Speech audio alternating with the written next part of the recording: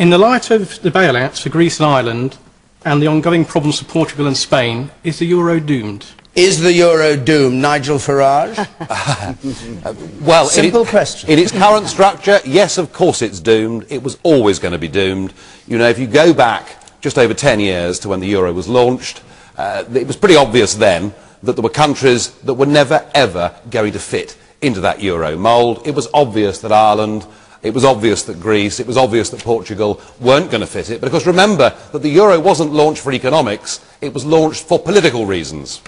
And the people that support the euro are the people that want to build a new United States of Europe. They want to do it whether the peoples want it or not. They intend to impose it upon them. And there are some on this panel who, despite the catastrophe of the exchange rate mechanism in the early 1990s, still thought 10 years ago that Britain should have joined the euro. Thank goodness we didn't join the euro. That was a very, very good thing. It was a great victory for common sense, a great victory for public opinion. But I'm afraid what has happened in Ireland this week is no more than a sticking plaster over the problem. I've no doubt that it'll be Portugal next. It may be Belgium thereafter, my favourite country. And if it gets to Spain, if we have to bail out Spain, then remember that the Spanish economy, the Spanish debt, is 7 times that of Ireland. At that point, all the money will have run out. The euro will not continue to exist in its current form, and frankly, thank goodness for that, because these countries like Greece and Ireland are trapped inside an economic prison. What they need now desperately is to get their own countries back, to devalue and to get back to running their own economies, and the sooner it happens, the better.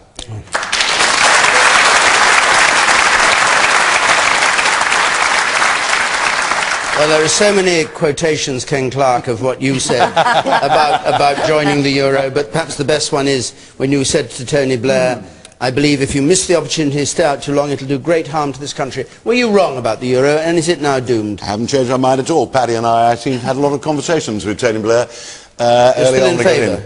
Well, we thought he should get the referendum in principle over, but that's all under the bit. Britain's not going to join the euro now, I quite accept that. But British commentators have been forecasting, it's a feature of the British debate, sort of hangover from all our war, that they forecast the death of the euro about once every 6 months. I happen to believe that one of the things that's unlikely to happen is the end of the euro. Indeed, it's quite obvious there's a great political commitment to it. And the British keep distorting it, saying, well, it must be something to do with that euro. So is the euro a good thing, in your view? Would you still like to see Britain join? It's very good for the eurozone. If the Greeks and the Irish had not been in the euro, I don't know where they'd be now, because they'd be both very, very belly up and the equivalent of defaulting Central American states in the past. So long term, being rescued. Would you still like to see Britain in the euro? I don't. But this government's not going to join the euro. I didn't ask you that. I said, would you still like to see Britain one day in the euro? I have no idea. It's not going to happen in my day. You have no idea whether you have an idea? Well, no.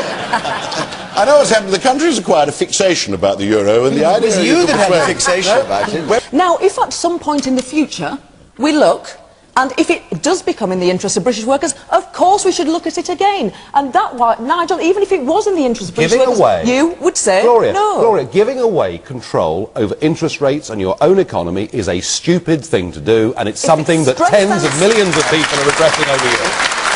So let's... The man there, with the grey tie. I'll come to you, Paddy. Yeah. Gloria, if Gordon Brown had taken a good look at the economic facts, we wouldn't be in this mess. Paddy Ashdown, since I quoted his remarks to Ken Clarke, I quote yours to you. I believe the result of entering the euro would be immediately beneficial to the Chancellor in his predicament and to the country. Lower pound, lower interest rates, more inward investment, real boost to government standing in Europe. 1998. Do you withdraw all that now in the light of what's happened? Absolutely not. Germany and France did not go down as far as we did into this recession, and are coming out of it sooner and stronger. That's where we could have been if we'd have taken that decision in 1997. It's all very well to debate this, but surely this is a decision that Germany is going to make. 51% of their population want the Deutschmark back. This will be a decision that Germany will make. When you say they want the Deutschmark back, you think that they'll get it back? I personally Nigel Farage, do you agree with that? It's very interesting, but of course the Germans were taken in. Only 2 countries in the whole of the European Union were given referendums on joining the euro. Sweden and Denmark, and they both said no. So this was imposed upon the peoples of Europe by this political class that have had this dream for 50 years of building a United States of Europe, but the peoples of Europe don't want it. I was in Berlin recently at a conference and I was amazed. There were hundreds of people turning up to say we want the Deutschmark back. I think if anybody busts this European Union as it is, I sense you're right. It may well be the German people who say we're being dragged down by everybody else. Nigel, this is a total irrelevance, really. It's a debate I've enjoyed having in the past, but it's nothing to do with where we are. The gentleman quite rightly says we have to sort it out. He's already talked about we're in a mess, aren't we? The old argument about the euro, frankly, in my opinion, is a complete sideshow. So why, if that's true, why, if that's true, did your Foreign Secretary William Hague ask, when asked if the euro could be destroyed, instead of saying, like you say, no, that was a ridiculous nonsense, he said, who knows? Was that helpful? I'm happy to debate it with William. I'm giving you my opinion. Do you agree? Who knows? As a former Chancellor, as I was modestly taking part in some of these discussions, I don't personally think the euro will go. Before I come to you, Nigel Farage, just remind people of the quote. We're going to have a system where the middle classes are discouraged from breeding because it's jolly expensive, but for those on benefits, there's every incentive. Well, that's not very sensible. What's your reaction? Well, I mean, Howard Flight has his own way of putting things, and his comments may have offended people. But just remember, Howard Flight has a record on this, because in 2005, he said, we are borrowing and spending too much money as a country, the next government needs to cut by at least 20 billion, and this was considered an outrage, a total heresy. Well, 5 years on, we can see that actually Howard Flight was spot on. We were borrowing too much, and we were spending too much.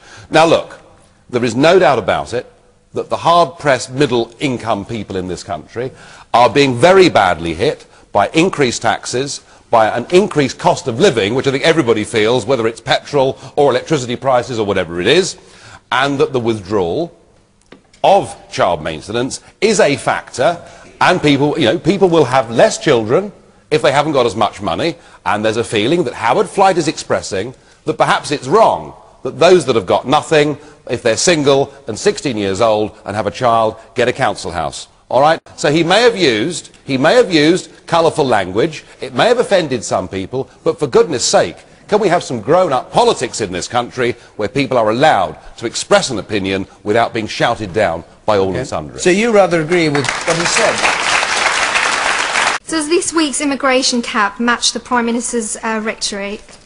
This week's immigration cap, this is Theresa May's Home Secretary, is proposing just over 21,000 cap for non-EU immigrants. Does it match the Prime Minister's rhetoric, which was rather fiercer at the time of the election? Man in the second row from the back. It's all fine and well having a cap on non-EU migrants, but surely you need to sort out the problem of European migrants, because in my opinion there's too many of them coming over and taking jobs which could be given to the British unemployed. Nigel Farage. Yeah, look, this whole argument's a nonsense, isn't it? Because all the government and all the opposition do is talk about non-EU migration, the area over which we still just about have some control, although the EU wants to take that over as well in the course of the next couple of years. Look, if we want people, skilled people, to come to work in our country, industry needs them, what's left of the City of London needs them, then that's fine. You give people work permits. But what we've done to the whole of Eastern Europe is we've said as many millions of you that want to come to Britain can come. There are absolutely no controls whatsoever, and after a short period of time you can settle here, you can bring your extended family, and what it's led to, and we've all seen it since 2004, we've seen the ghettoisation of our cities, of our market towns, we've seen an awful lot of people who could have got jobs that sadly haven't got those jobs, and it's led to increased bad feeling in society. I am not opposed to immigration.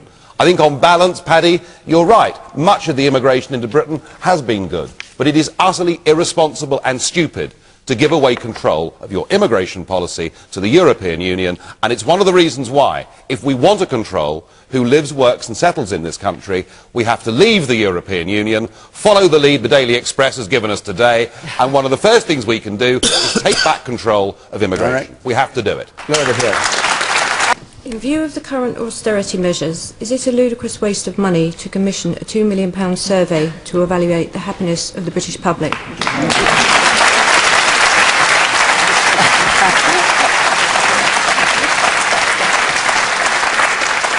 Nigel Farage. I think the answer to the question is yes. Yes to what question? You know, yes. I think it is a. I think the whole thing's complete baloney. You know, whilst you can't measure happiness in life just by GDP and just by wealth, what criteria would you use? You know, if you did this survey the day after England had won the Ashes against Australia, oh gosh, that's rather optimistic after what happened last night. But if you did it then, people would feel happier. You know, if you asked people, you know, are they starving, and they said no, you'd say, well, look, people are happy. But what if you asked people, do they like politicians? What if you asked? Well, I mean, it's just worth trying. What if you asked? What if you asked smokers whether they were happy that they can't smoke in their pub? What if you asked commuters from Maidstone whether they enjoyed going up to London and back every day? You know, what criteria would you use to establish this? I think the whole thing is nonsense. But that's true. But all right.